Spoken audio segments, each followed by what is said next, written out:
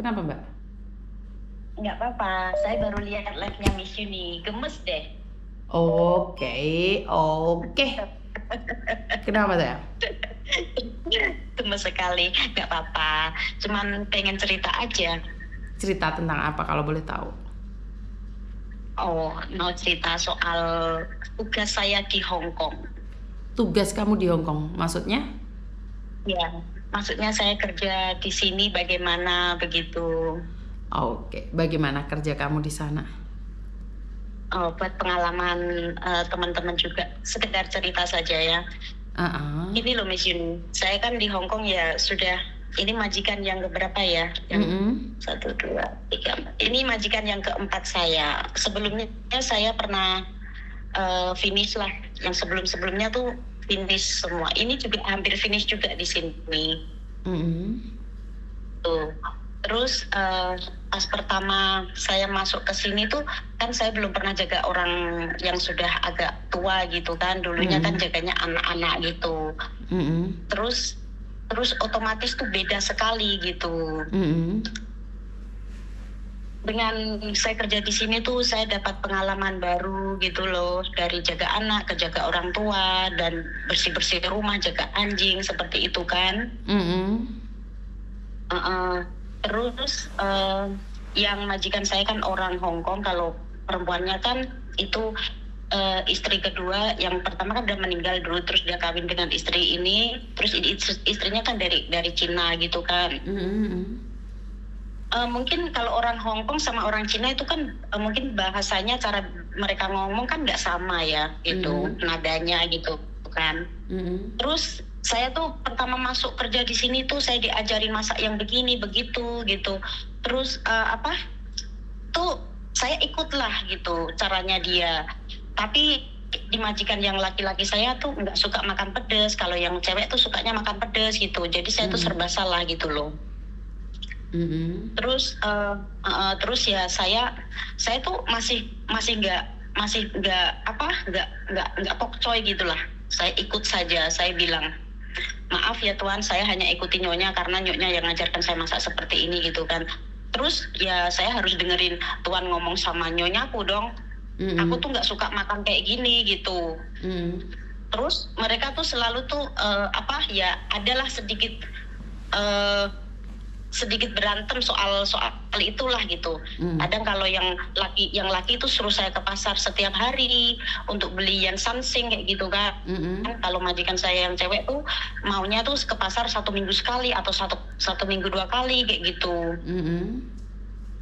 Terus bos saya kan juga punya bisnis kan di luar gitu, punya usaha lah intinya kayak gitu.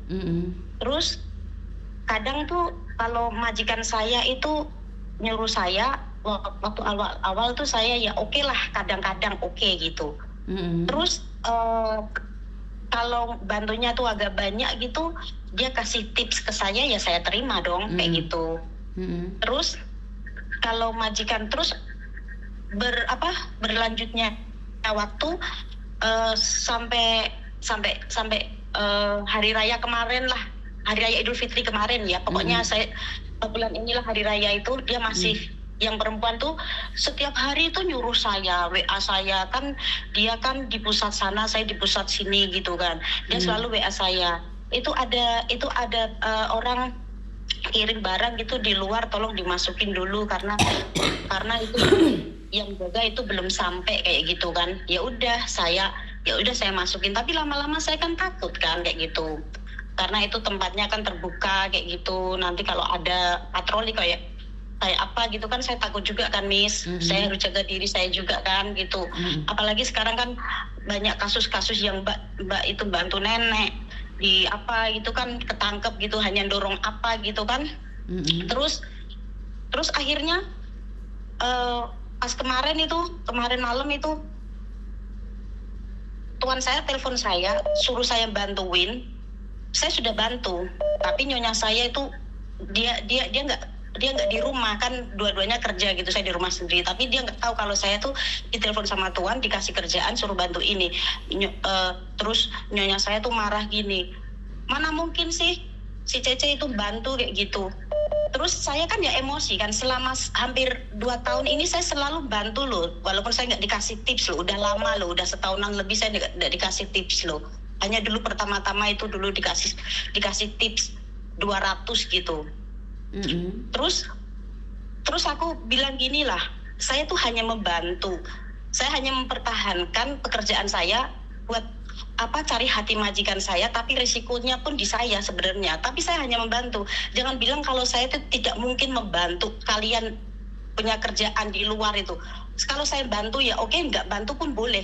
Karena itu bukan tugas saya loh. Saya kemarin tuh saya bilang kayak gitu loh, Miss. Saya baru dijawab kayak gitu, Miss. Terus akhirnya majikan saya yang cewek itu kan dia kan agak sensi tau gitu. Oke gitu. Lain kali ya bilang sama tuan gini, dengar nggak? Lo say, kamu dengar nggak? Dia bilang apa? Lain kali jangan suruh dia ya. Dia bilang bukan kerjanya dia. Kan emang bukan kerjaan saya toh. Emangnya itu tokomu di luar itu kerjaan saya kan bukan. Jangan bilang kalau saya nggak mungkin bantu. Kamu nggak lihat saya benar-benar udah bantu, tapi kamu bilang saya nggak bantu. Akhirnya membuat saya tuh ngomong gitu kan. Jadi saya juga nggak enak gitu. Terus sifatnya dia sama saya pun agak aneh gitu. Mungkin dia sudah merasa kalau saya tidak mungkin menambah kontrak di sini gitu kan, karena kerja saya tuh terlalu berisiko di sini gitu loh, Miss. Oke. Ya saya cuman cerita saja ya.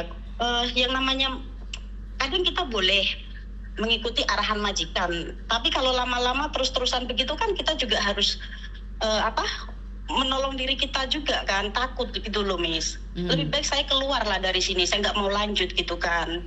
Oke, siap.